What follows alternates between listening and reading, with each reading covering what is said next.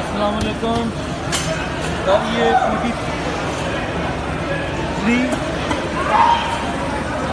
47वां जलसा सालाना है जर्मनी है, इसकी जो तैयारी हो रही है अभी दूध की।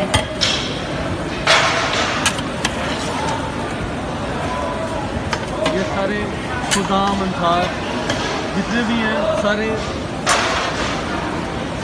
अपनी अपनी ड्यूटी दे रहे हैं अल्लाह के फजल से।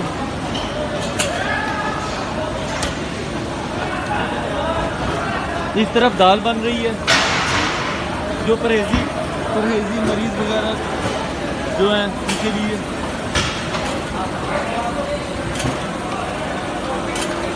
ये लुफ्त मशीन बनाई हुई है जो गर्म हवा बाहर फेंकने के लिए।